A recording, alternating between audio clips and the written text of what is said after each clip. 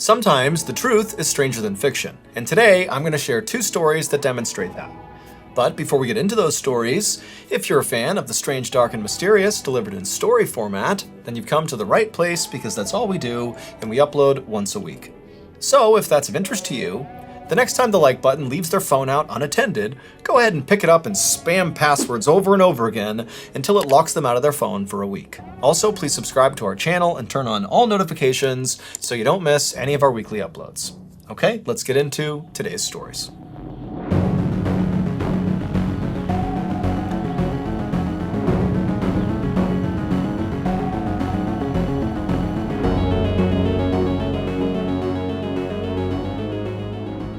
At around 8 p.m. on December 16th, 2023, a 31-year-old man named Nestor Flores was driving down a highway just outside of Dallas, Texas, with both his hands tightly gripping the steering wheel. Nestor was very stressed out on this ride. All he wanted to do was get home because he was worried that on this ride, he might get pulled over by police. I mean, this was a route he had driven a bunch, and he knew there were loads of state troopers that patrolled the area. And from his perspective, it seemed like they kind of pulled people over all the time. And Nestor had spent the night out with a couple of friends, and he had had a couple of drinks. You know, he didn't feel he had had too much to where he couldn't drive, but he knew if he did get pulled over, he could be in trouble. And then on top of that, in the back of Nestor's mind was the fact that he had had a couple of minor run-ins with the law over the past couple of years. And so he kind of had this fear of police already. And also, Nestor was not born in America. And so he was worried that on top of all that, if he got pulled over, he could risk being deported. And so on whole, Nestor just does not want to see any police officer. He just wants to get home and go to bed. And so as Nestor is doing his best to not draw any suspicion to himself and is trying to follow all the rules of the road, he decides to have a sip of his Diet Coke. And his Diet Coke was right in the middle console. And so as he's driving eyes straight ahead, he reaches down and he grabs the Coke, he pulls it up, he uncaps it, takes a sip. But then as he puts the drink back down, again, he's keeping his eyes on the road, he hits something with the drink. And he feels the drink slosh out of his cup and it hits his hand. And instinctively, he took his eyes off the road and looked down at the Coke, and he managed to put the drink back in its cup holder. And then when he brought his eyes back to the road, there was a deer in the middle of the road. He was too close to swerve out of the way, and so at full speed he smashes into this deer. The deer hits his front windshield and basically caves in the passenger side windshield and flips up and over the back of his car. And Nestor amazingly was composed enough to not swerve wildly post-impact, because he knew if he did that he could run into oncoming traffic or something. And so he just kept on going straight and gradually slowed down and pulled off the side of the road. And as he did, he looked over his shoulder, seeing if this deer was basically lying in the road, or even worse, maybe it hit some other car.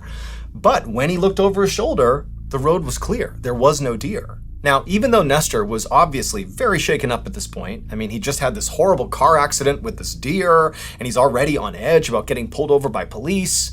But for the moment, it was just peaceful on the highway. No cops were coming up to him, and he's pulled over to the side. Physically he was okay. It seemed like the deer was okay. It clearly ran off the road or something. And there was damage to his car. I mean, the deer really smashed in the front of his car, and the windshield, especially on the passenger side, was basically caved in. But Nestor was able to see through his side of the windshield, and when he put the car back in drive and hit the gas, the car seemed to drive just fine.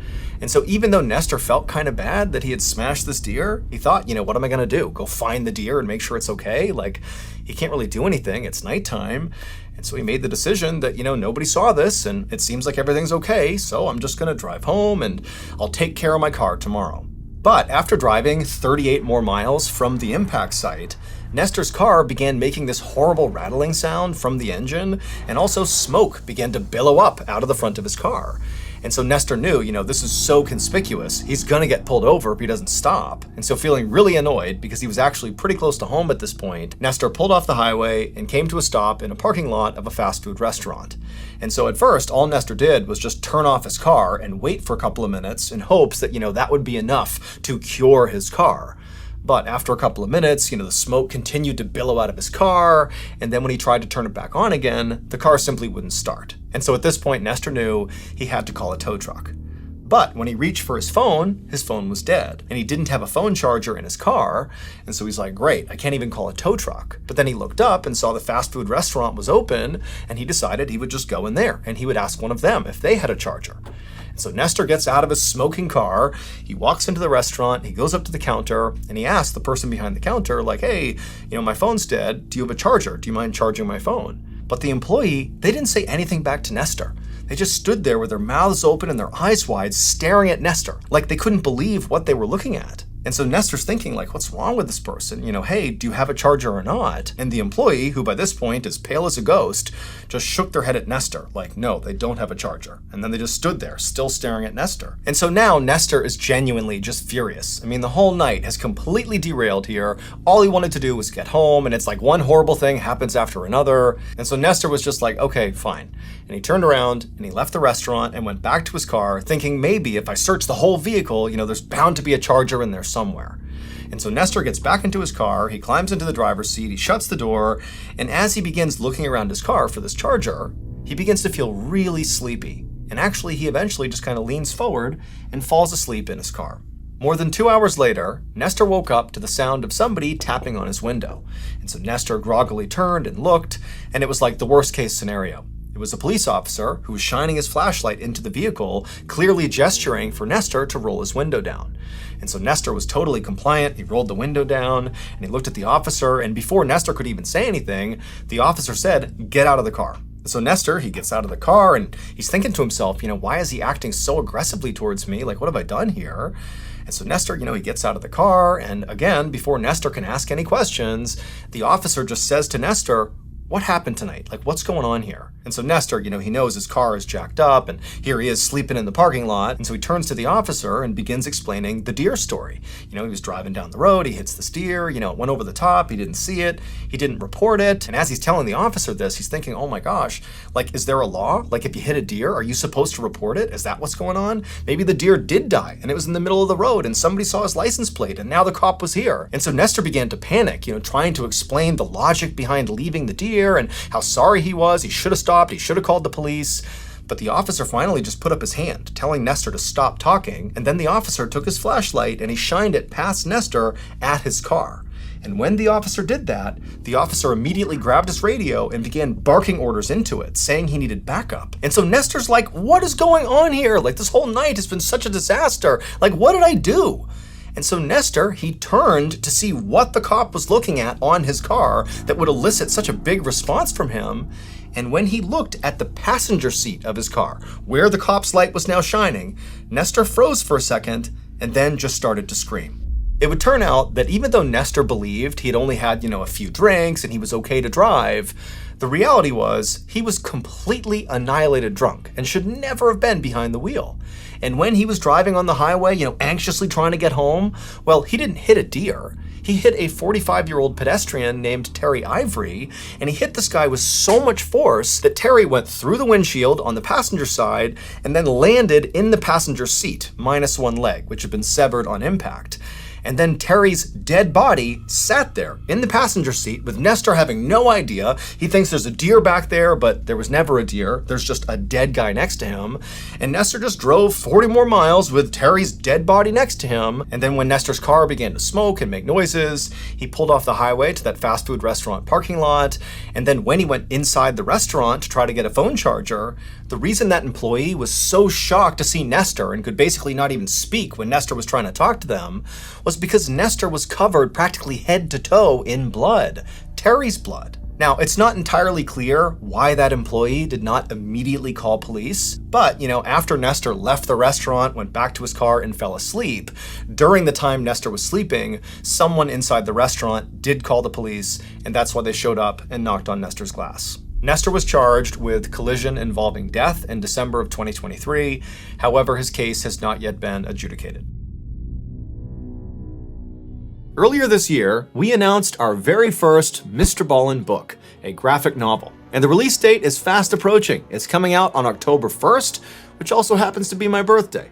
Now, this graphic novel was truly a labor of love. It took us well over a year to put this thing together, and I'm telling you, it's fantastic. There are 4 brand new feature-length stories that I have never told on any of our platforms, so 4 new, and then 5 OG, classic Mr. Ballin stories that have been re-edited and reformatted to fit the graphic novel. So if you haven't done this already, go to book.ballinstudios.com to pre-order a copy of this amazing graphic novel so you can get it the moment it comes out, which again is in just a few weeks on October 1st. And if you're a fan of hearing my voice tell you stories, you're in luck, because I just finished recording the audiobook version of the graphic novel, and I promise you it is not just me, reading the book on tape. It's not that.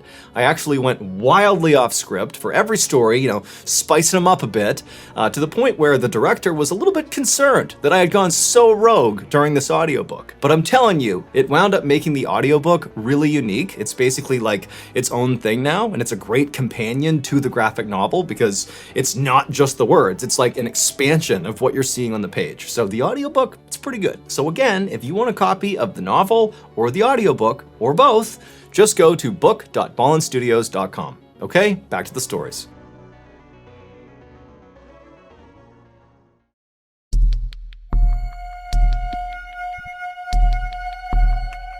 On the afternoon of December 15th, 1997, a brand new mother named Luz Cuevas sat on her couch in her little apartment in Philadelphia, Pennsylvania, cradling her beautiful 10-day-old baby girl who she had named Delamar Vera.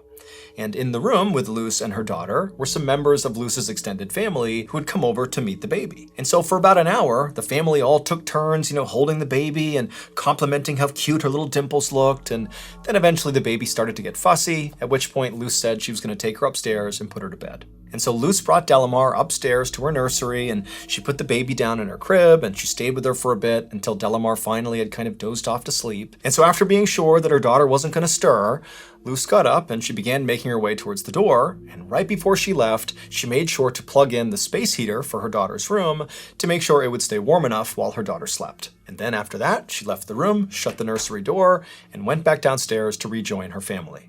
Luz's family didn't stick around much longer after Luz came downstairs, and after they were all gone, Luz realized she was totally exhausted and her daughter was still fast asleep upstairs, and so Luz decided she would also lie down and try to take a nap herself.